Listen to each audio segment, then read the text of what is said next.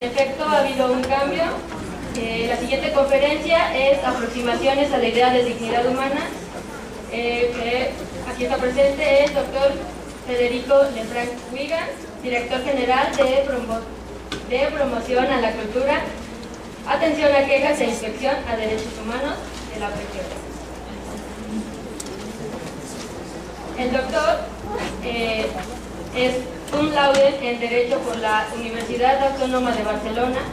Obtuvo el título de Máster en Derecho Penal, Constitución y Derecho y el diploma de Estudios Avanzados en Derecho Penal por la Universidad Autónoma de Barcelona. Es licenciado en Derecho por la Universidad Autónoma Metropolitana, egresado del área de concentración de Ciencias Penales y Criminológicas. Actualmente realiza su estancia postdoctoral en el proyecto de Ciencia Básica, el delito y el control del delito en la modernidad avanzada. Además es investigador nacional nivel 1 por el Sistema Nacional de Investigadores del Consejo Nacional de Ciencia y Tecnología. También es profesor investigador de tiempo completo y miembro del Comité Doctoral en el Instituto Nacional de Ciencias Penales. Es catedrático en niveles de maestría y diplomado de las materias Derechos Humanos, Prevención y Sanción de la Tortura y Metodología de Investigación Cualitativa en el Instituto de Formación Profesional de la Procuraduría General de Justicia del Distrito Federal. En sus publicaciones se encuentra el artículo La necesidad de reafirmar el principio de dignidad humana en el derecho del siglo XXI, su libro sobre la dignidad humana, los tribunales, la filosofía y la experiencia atroz. También se encuentra su libro Holocausto y dignidad, significado y fin de la invocación a la dignidad humana en el preámbulo de la Declaración Universal de Derechos Humanos. Entonces, ahora cederemos su palabra al doctor Lefranc.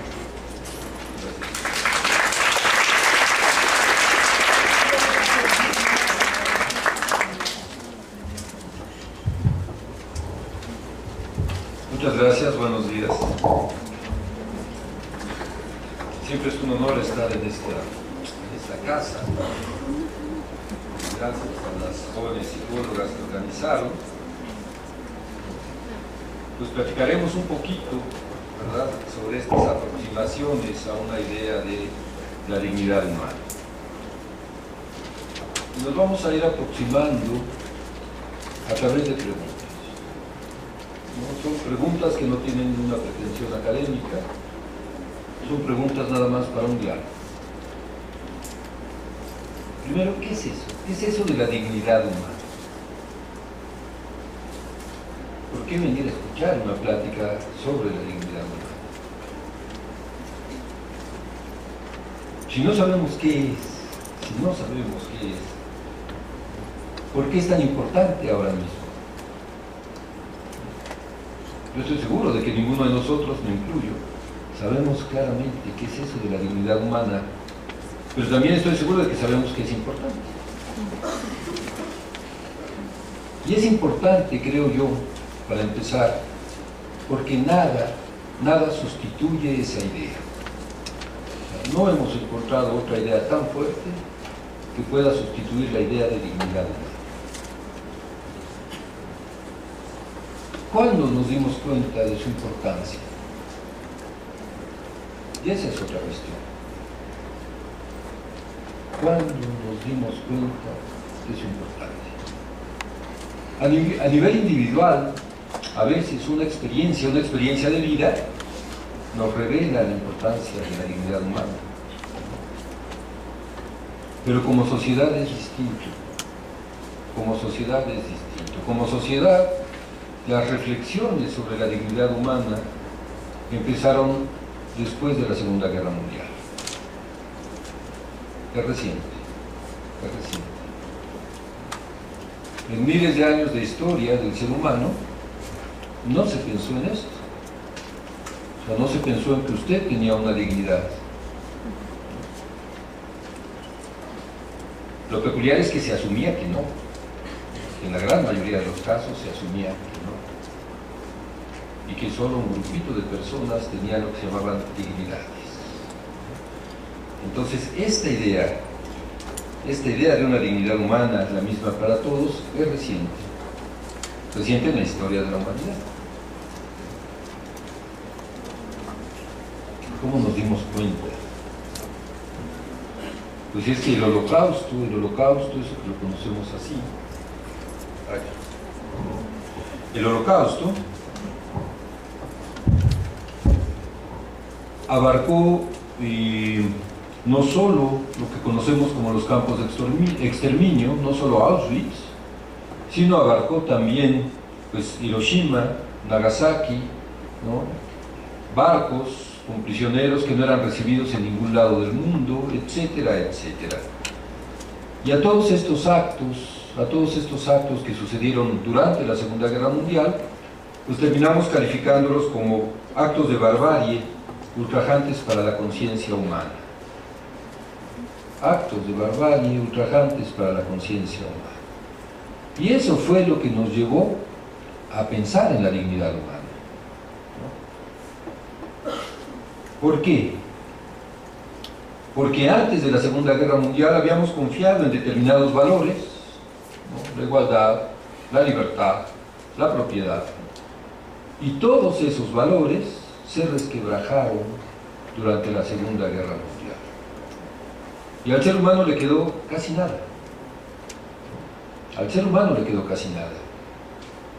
Y ese casi nada se expresó en muchos lugares al mismo tiempo como la idea de una dignidad humana.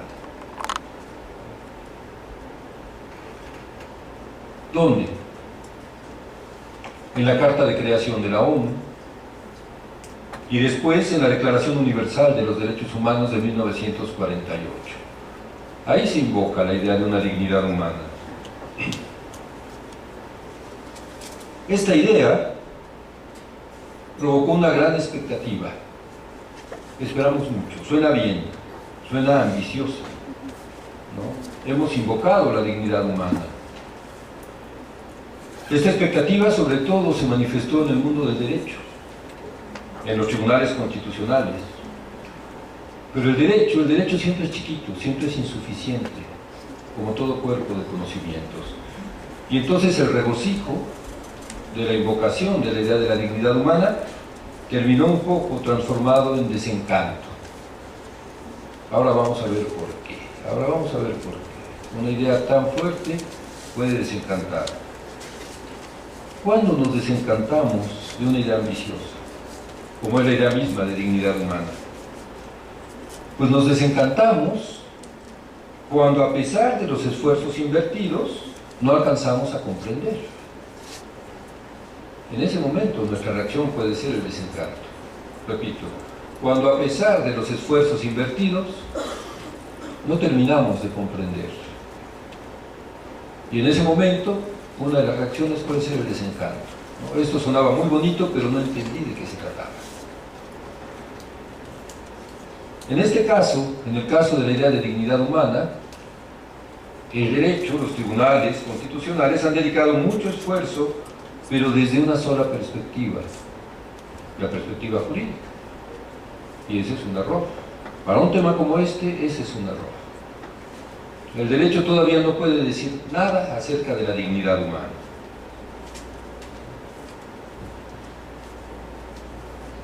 Voy a regresar un poco, vamos a ver cómo se expresó esta idea y vamos a tratar de dejar de lado la idea del derecho para aproximarnos a ella desde otras perspectivas, ¿no?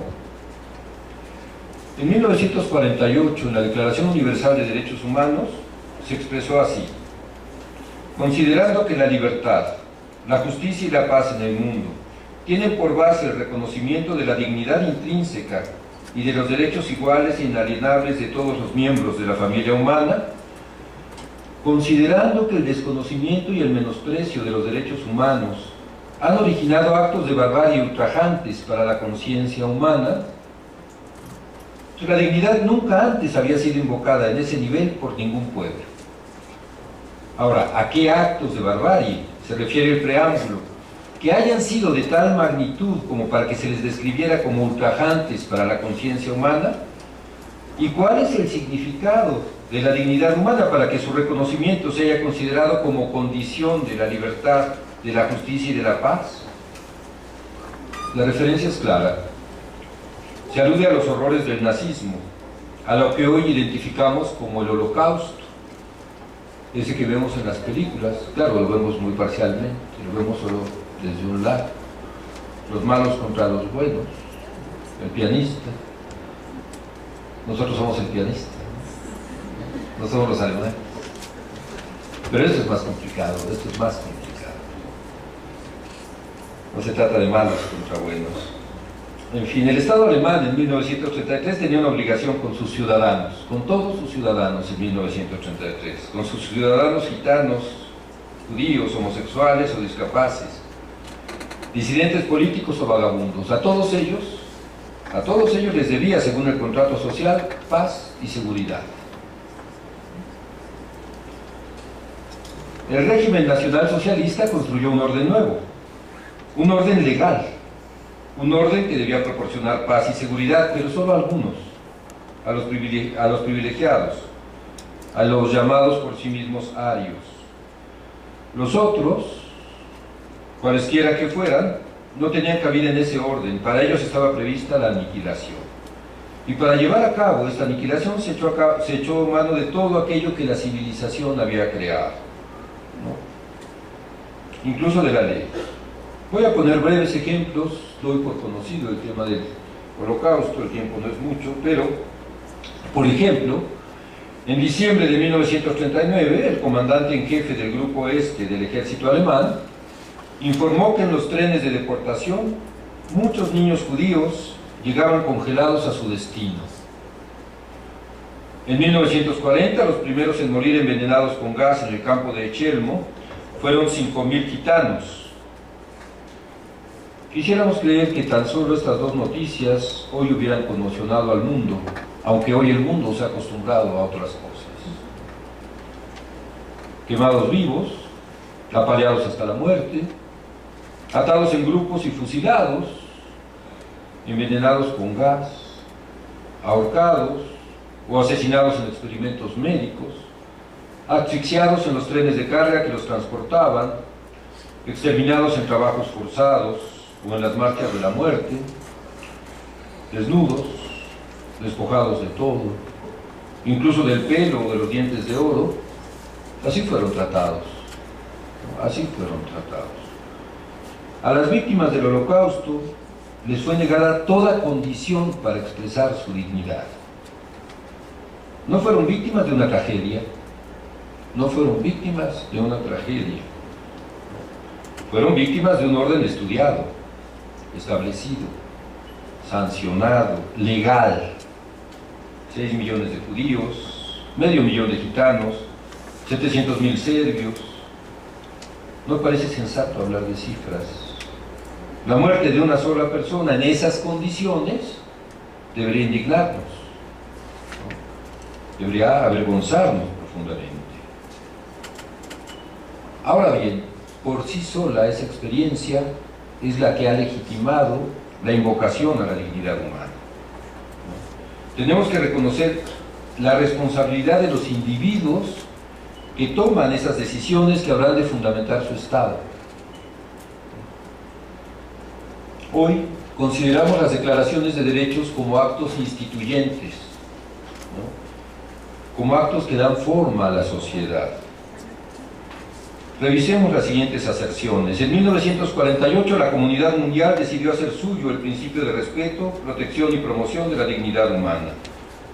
Si reconocemos que entre 1942 y 1948 la comunidad internacional hizo una interpretación de los brutales acontecimientos que se estaban viviendo en los territorios ocupados por Alemania, que acababan de suceder o que iban saliendo a la luz, en uno de los momentos más críticos que ha enfrentado la humanidad, se produjo como consecuencia de esa interpretación una primera declaración de voluntad, y esto es lo que me interesa, ¿no?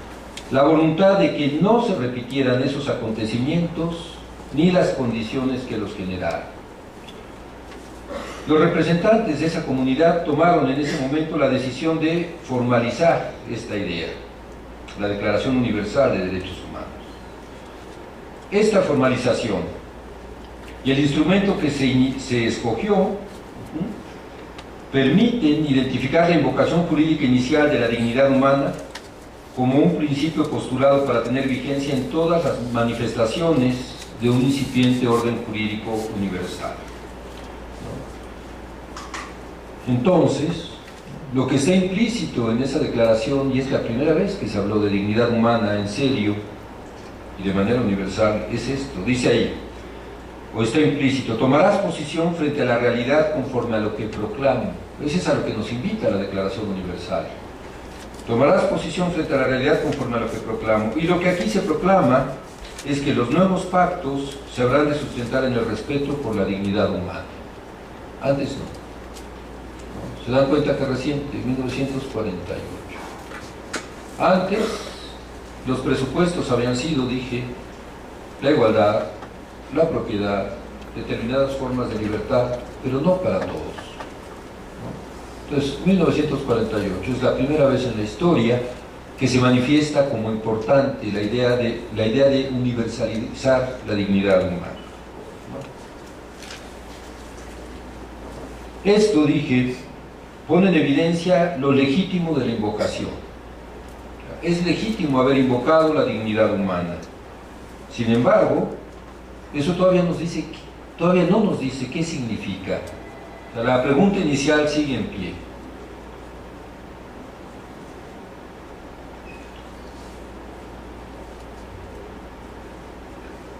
Ya vimos por qué se invocó, ¿no? Por esa barbarie tan impresionante de la que fuimos capaces como humanidad. Pero no sé si todavía eso les dé una respuesta de qué es. O sea, ya sabemos por qué se invocó, pero ¿qué es? ¿Qué es su dignidad? ¿O qué es su dignidad? Y sin embargo, ¿es importante para usted su dignidad? Pues sí, ¿no? Casi me dice, es evidente que sí. Pero siendo evidente que sí, no sabemos suficientemente qué significa o qué es.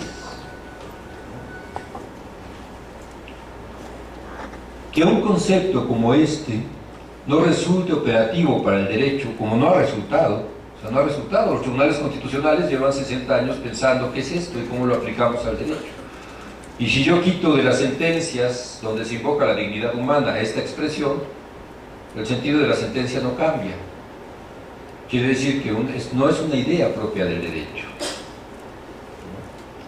En esta plática no voy a abundar en la parte jurídica, es decir, no voy a decir por qué se han equivocado los tribunales, sino simplemente que se han equivocado.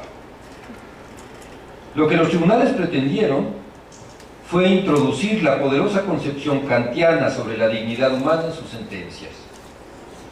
Pero perdieron de vista que esta concepción se desarrolló para el mundo de la filosofía pura, es decir, de la filosofía ética. Rescatemos en adelante a Kant del ambicioso mundillo del derecho, pero agradezcamos a este espacio del derecho que haya puesto el tema en la mesa de discusión. El derecho trajo el tema a la mesa. Se nos había olvidado reflexionar sobre ello. Pero el derecho no puede ir más allá, y entonces hay que abordarlo desde otras perspectivas. ¿Qué dijo Kant sobre la dignidad humana? Hace 300 años, ¿qué dijo Kant? Dijo unas pocas ideas, además dispersas a lo largo de su obra, pero ustedes me dirán si son ideas todavía importantes. Dijo Kant, por ejemplo, que la dignidad humana es autoasumida. Usted asume su dignidad, o usted asume su dignidad, o cada una de ustedes, o cada uno de ustedes asume su dignidad. No recibimos la dignidad de algún Dios, de ningún Dios. No recibimos la dignidad de la sociedad o de la comunidad.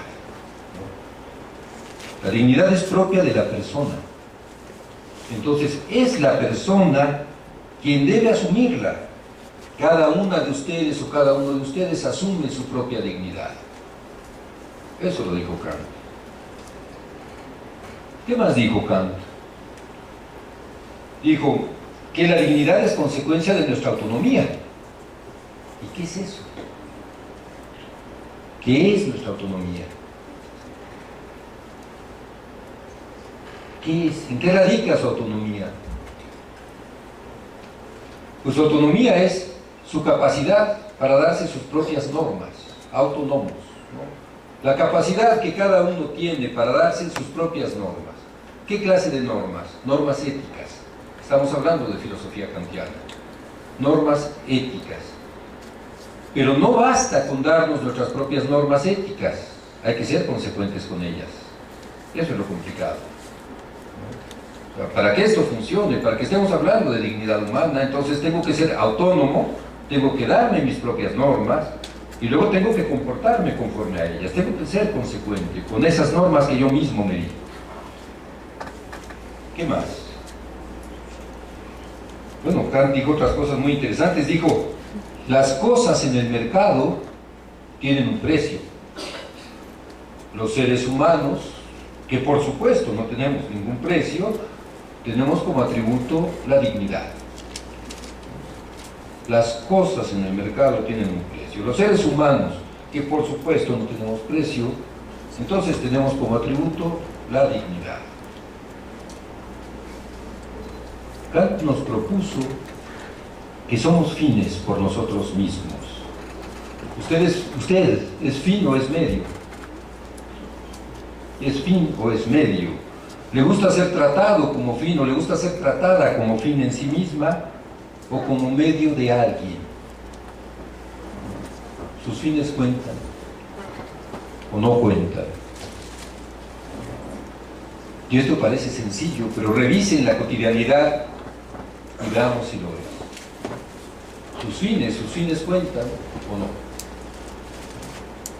¿Le gusta ser considerada como fin o como medio de los demás? Entonces no tenemos precio y no somos medio de nadie. ¿Eso qué significa? ¿Por qué? ¿Por qué no somos fines? ¿Por qué somos fines? ¿Por qué no somos medio de nadie? ¿Por qué no tenemos precio? Pues porque no somos cosas. No somos cosas. No somos objetos. Entonces no deberíamos permitir ser tratados como cosas. No deberíamos permitir ser tratados como cosas. Eso propone Kant y me parece que está vigente. ¿Qué significa todo esto? Pues significa que los seres humanos no somos sujetos de ponderación. No se puede poner en una balanza para compararnos unos con otros. Usted y yo tenemos la misma dignidad humana. ¿Se dan cuenta? Ahora ya sabemos un poquito más sobre dignidad humana, ¿no? Cuando yo pregunto, ¿qué es eso? Cuando menos ya ahora pueden decir, bueno, no sé yo, pero Kant dijo algunas cosillas importantes, ¿no?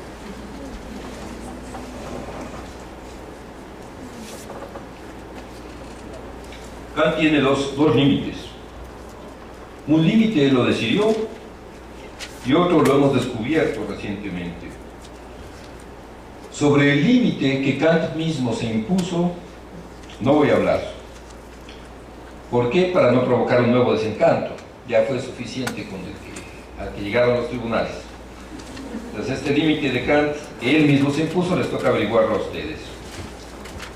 Sobre el límite que Kant no percibió y que hemos descubierto recientemente, lo hemos descubierto como se descubre el agua tibia, Es decir, todos la descubrimos, pero bueno, siempre es grato sentir el agua tibia, ¿no? Sobre ese límite, del que Kant no fue consciente, sobre ese sí hablaré. Algo que Kant no alcanzó a captar en su filosofía y que ahora afirmamos aquí, es que la dignidad se experimenta. La dignidad se experimenta. ¿Usted tiene dignidad? Sí. ¿Y usted tiene dignidad? ¿No? ¿Y alguien aquí no tiene dignidad? Nada más que si yo le pregunto, ¿quién le dijo que tiene dignidad? Eso complica. La segunda pregunta ya complica el asunto un poquito. ¿A usted quién le dijo que tiene dignidad? Está segura que tiene dignidad, pero ¿quién se lo dijo? Y es que nadie necesita decirnos que tenemos dignidad. Nadie necesita decirnos que tenemos dignidad. Y por eso podemos afirmar que de primera intención se experimenta. Experimentamos nuestra propia dignidad. Otra cosa es que podemos reflexionar sobre ella. Son dos espacios distintos. O sea, tengo una experiencia de mi propia dignidad, sí. Y además puedo reflexionar sobre ella como lo hizo Kant, nada más que a Kant le llevó como 40 años reflexionar sobre ella. Aquí tenemos como 40 minutos, ¿verdad? Poco tiempo.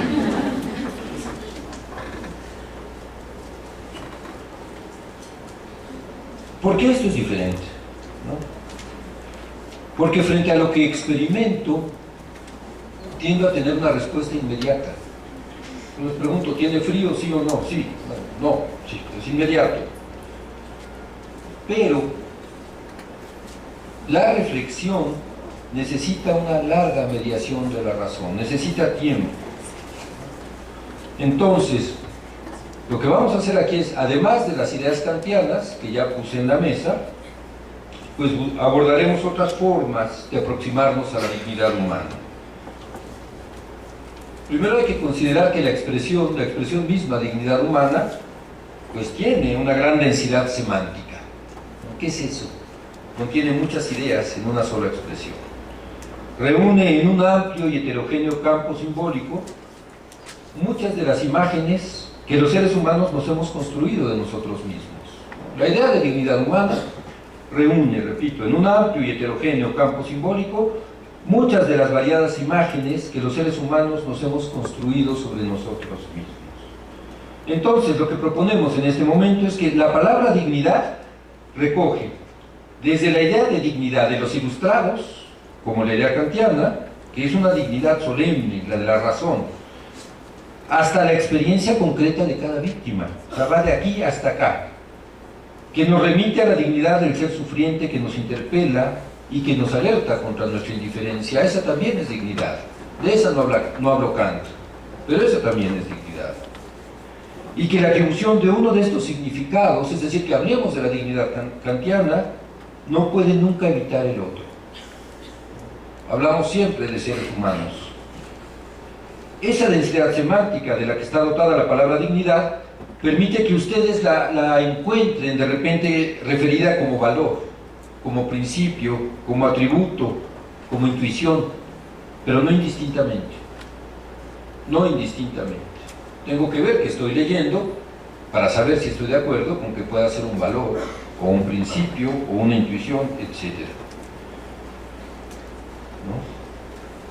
Probablemente la idea de una razón pura signifique algo de lo mejor de la modernidad ilustrada, pero después de las atrocidades de la Segunda Guerra Mundial es pertinente preguntarnos si además de la razón pura, algo puede significar la compasión, por ejemplo. Si tiene algún sentido reflexionar sobre el sufrimiento de las víctimas y sobre la forma de evitarlo. Antes que ninguno, quizás, las víctimas hacen evidente una dignidad del cuerpo, ¿no?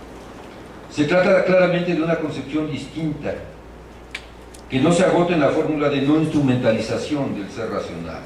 Entonces, el concepto de dignidad humana, construido minuciosamente a partir de los razonamientos kantianos, puede ser confrontado con la dignidad reconstruida a partir de lo que nos transmite, por ejemplo, la imagen, una imagen que yo vi, la imagen de una mujer desnuda a punto de ser fusilada, que cubre su cuerpo con sus manos, que cubre con ellas sus pechos y su sexo, y muda, sostiene la mirada a su inminente verdugo en espera de la bala que habrá de privarla de la vida, ¿no? Esa es otra forma de aproximarnos a la dignidad.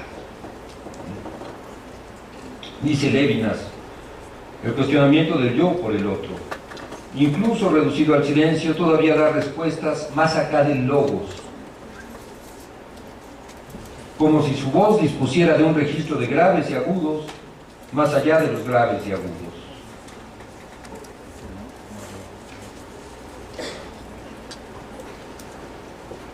Entonces, la dignidad es actual y concreta. Es actual y concreta. Nace de una afirmación, y repito, estoy ya hablando de otras aproximaciones distintas a la kantiana. Nace de una afirmación: he aquí un ser humano. Y donde hay un ser humano, su dignidad no necesita mostrarse, está ahí. Aparece en todo caso como una intuición ética primigenia, como la conciencia de la propia condición. Una conciencia que se manifiesta en la aserción categórica de la víctima: yo no merezco esto. Esta dignidad no es enajenable, a nadie se le puede privar de ella, aunque se le coloque en las peores circunstancias. Se puede sí pretender renunciar a ella como lo hace el verdugo, pero ni el verdugo puede renunciar a su propia dignidad, ¿no? Porque serlo no lo transforma en una cosa, solo degrada su conducta en tanto ser humano. A la víctima, pese a las apariencias, no se le puede privar de su dignidad, solo le pueden ser reducidas las condiciones en las que ella puede hacerse presente. Entonces, no hay que confundir el concepto de dignidad que hayamos podido elaborar para la filosofía con la experiencia de la dignidad, ¿no?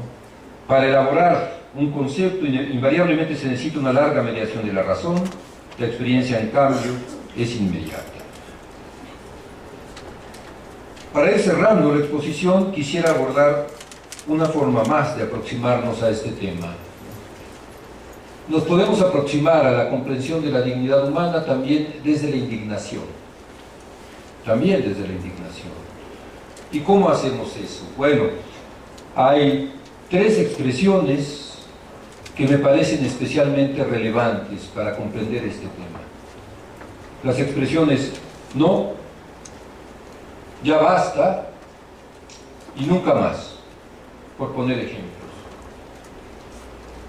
La expresión no es tan fuerte que permite transformar una relación sexual consentida en una violación. En el momento mismo en que se transgrede el no, entonces un acto consentido se transforma en una violación. Y la violación, entre otras cosas, afecta la dignidad de la persona. Entonces, así de poderoso es el no para comprender la dignidad humana. Podemos aproximarnos a ella también desde el nunca más. Si nos remitimos a la experiencia de las dictaduras en el Cono Sur, que llegaron incluso a nuestro país, ¿verdad?, durante los años 70, y que nos hablan de, no sé, 300.000 muertos por parte del Estado en Guatemala, nada más por poner un pequeño ejemplo, ¿no? Esa expresión nunca más cobra significado, que nunca más se repita esto, que nunca más se repita esto, que es la idea primera de la invocación a la dignidad, ¿no?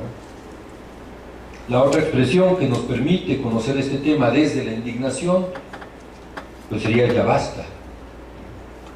El ya basta al que apelaron, por ejemplo, en 1994 los indígenas del sureste mexicano, ¿no? O sea, ya basta de que nuestros hijos se mueran de enfermedades curables, ¿no?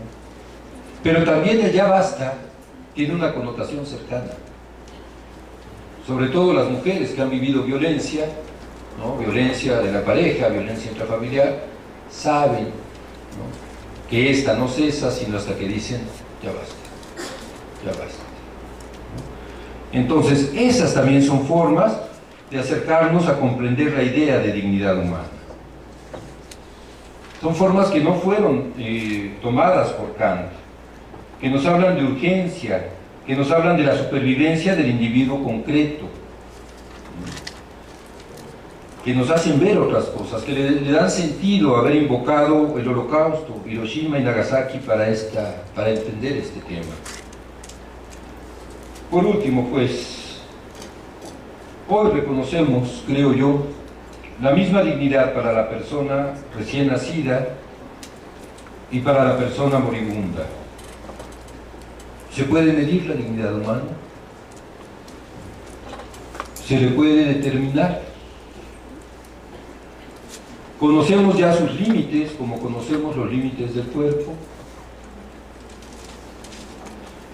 Podemos valorar, por ejemplo, cuándo ha sido dañada la integridad física de una persona. Podemos también evaluar si la integridad psíquica ha sido afectada y en el extremo si se ha quebrantado la integridad emocional. Pero todavía no sabemos mucho sobre la dignidad.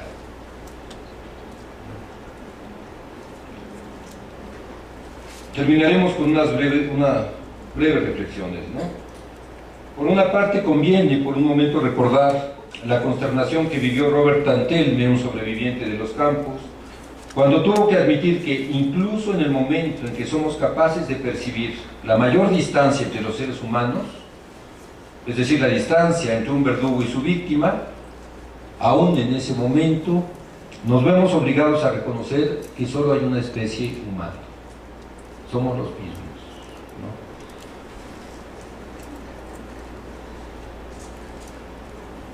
¿no? Ahora, la pregunta es, cuando le negamos, por ejemplo, a una persona el mínimo de reconocimiento, de respeto y atención que merece, ¿qué estamos pretendiendo para nosotros? Voy a narrar un ejemplo de todas estas cuestiones, obligado ya por el tiempo, ¿no? Hoy en México, por ejemplo, ¿no? cuando simplificamos este tema, se afirma que algunos migrantes son reclutados forzadamente en su camino hacia la frontera por grupos del crimen organizado. Cuando nosotros pensamos es que los verdugos no tienen dignidad, hay que recordar la siguiente idea, porque este es un ejemplo de un caso concreto, claro. Cuando es detenido alguno de estos migrantes por agentes del Estado, alguien se pregunta, por ejemplo, por el terror que debió padecer cuando fue literalmente secuestrado para integrarse a la actividad criminal. ¿O nos conformamos con que se le exhiba en la tele como un trofeo?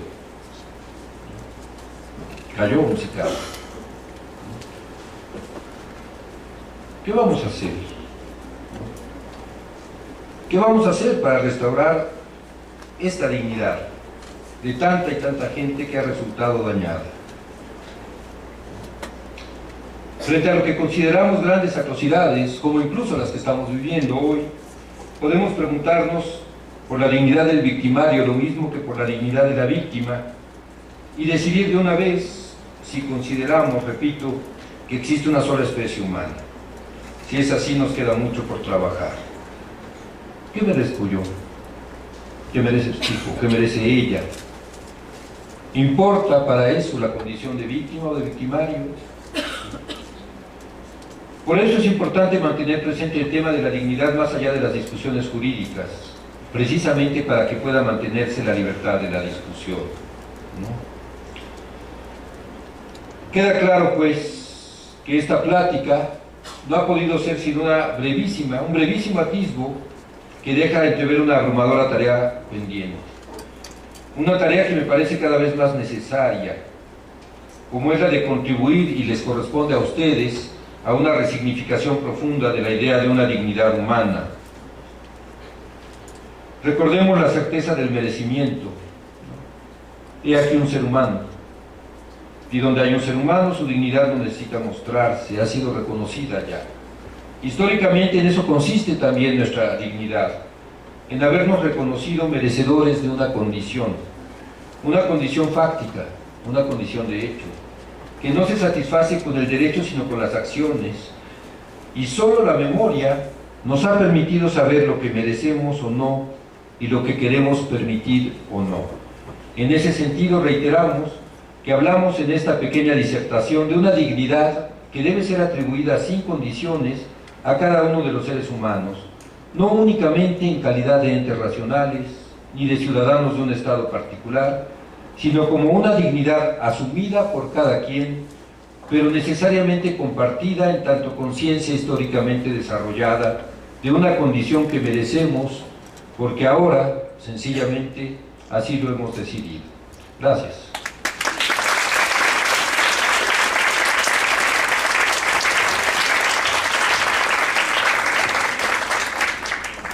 Agradecemos al doctor por su ponencia magnífica y reflexiva, dando así paso a la parte de preguntas y respuestas.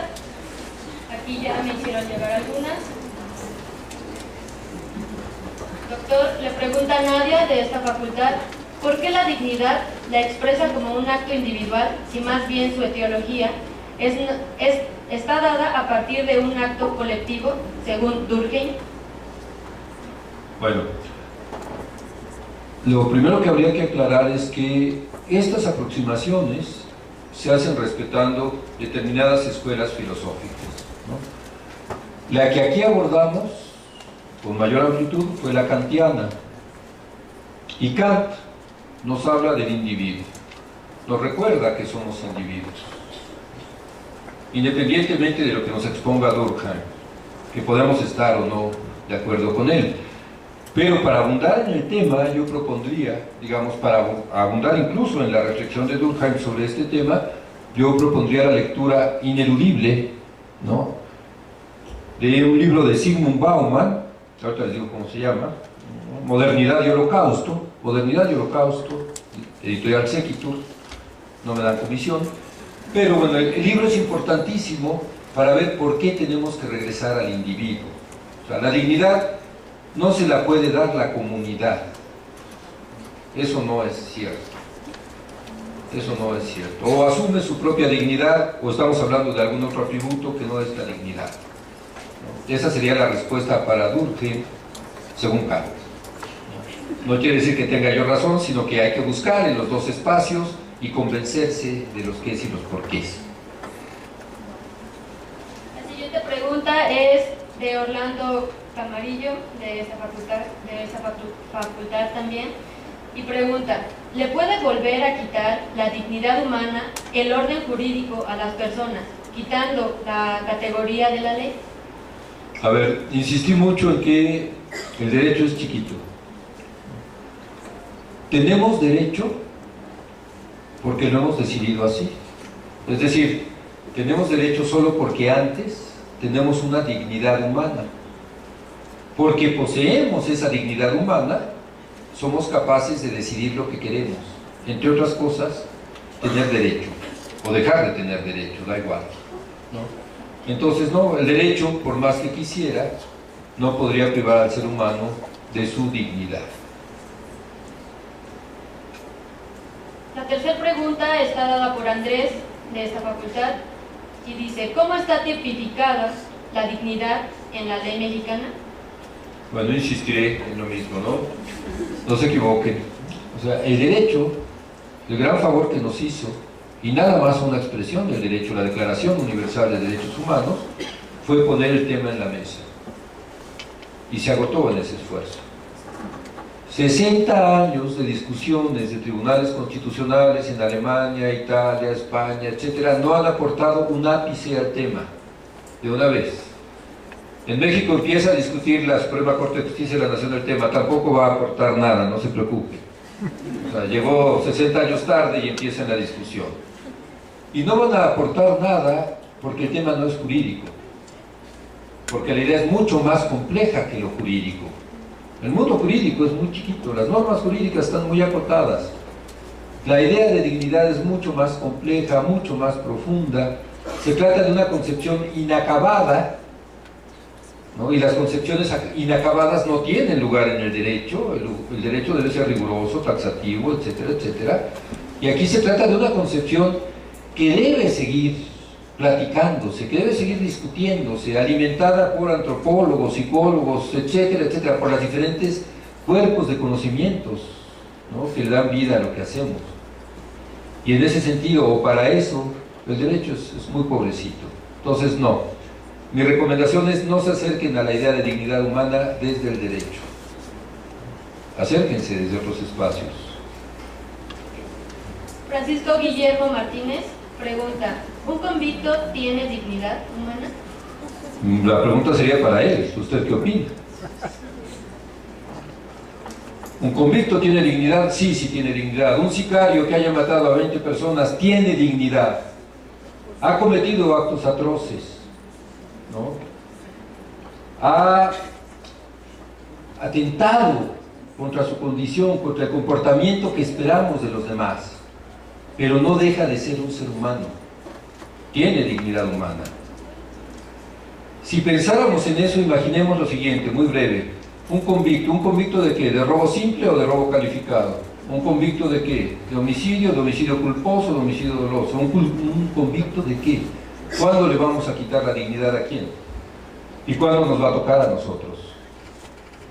¿No? El mundo no está dividido así, en convictos y no convictos. Esa es una circunstancia, ¿no? En víctimas y victimarios, esa es una circunstancia, por difícil que cueste, no es fácil verlo, ¿no?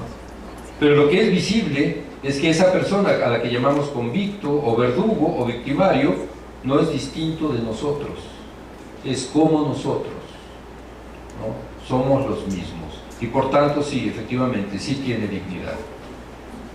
La siguiente pregunta es también relacionada, de Angélica Contreras. ¿Cuál es su postura con respecto al hacimiento y trato inhumano de reos en el sistema penitenciario, tomando en cuenta sus acciones delictivas en donde ellos primero quitan o han quitado la dignidad a otros? Bien. Mi esperanza es que hace mucho tiempo dejamos de ser vengadores, ¿no? Esa es mi esperanza. Eso que llamamos sistemas de justicia, procesos, sentencias, responden a una historia del ser humano. No nos la sacamos de la manga, ¿no? Hay un modelo ideal, quisiéramos que se hiciera justicia. Y ajusticiamos a la persona por los hechos que cometió, no por quién es. Y eso es distinto. Repito, enjuiciamos a una persona y la sentenciamos por los actos que cometió, no por quién es. Si se nos enjuiciara por quiénes somos, creo que todos estaríamos de ese lado, complicado. Entonces hay que tener mucho cuidado con eso. Y cuando pone como condición es que las acciones delictivas que cometió, a lo mejor sí me permite quitarle la dignidad como él se las quitó a otros, pues yo le contesto que no le pudo quitar la dignidad a nadie. O sea, ni el más perverso de los seres humanos le puede quitar la dignidad a otro. Puede reducir las condiciones en que esta dignidad se manifieste, ¿no? Tápele a alguien la boca con cinta canela, pero cuando le quite la cinta, la persona va a hablar. Su dignidad está ahí, su dignidad está ahí, no puede ser privado de ella, ¿no? Y el más cruel, la más cruel de las personas puede decir, bueno, sí, perderé mi dignidad porque voy a ser muy cruel. No, no deja de ser una persona. Entonces la dignidad humana no puede ser despojada por otros, ¿no? Insisto, nos podrán reducir las condiciones en que se manifieste, pero una vez que estas condiciones regresen, la dignidad estará ahí y se manifestará. Alejandro Merlos pregunta, ¿se puede ser indiferente a la dignidad de los demás y tener dignidad propia? Yo creo que sí se puede ser indiferente frente a la dignidad de los demás, y entonces estaremos siendo un poco indiferentes frente a nuestra propia dignidad. No la habremos perdido, seremos indiferentes frente a nosotros mismos y frente a los demás. Hilda Arreola pregunta, en la frase, cada uno tiene lo que se merece, ¿se podría decir que uno es responsable de darle valor a la dignidad? A ver, no me queda muy clara la pregunta, pero me parece que de primera intención sí. O sea, uno decide qué valor le da a su propia dignidad. Daniel Sánchez, de la facultad, pregunta, ¿qué impacto tiene la idea de dignidad humana en la posibilidad de coerción y la guerra? Pues es, yo creo, de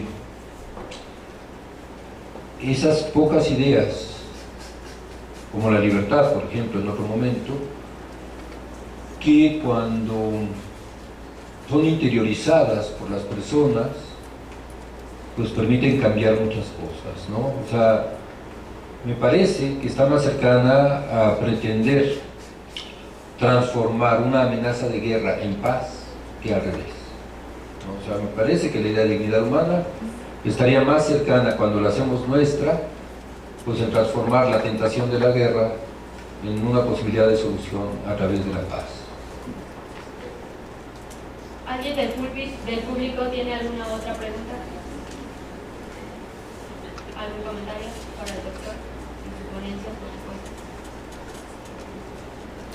Pues bueno, de esta forma damos finalizada su participación del doctor Clay Frank. Asimismo, pues le entregamos su constancia por su participación y pues un aplauso.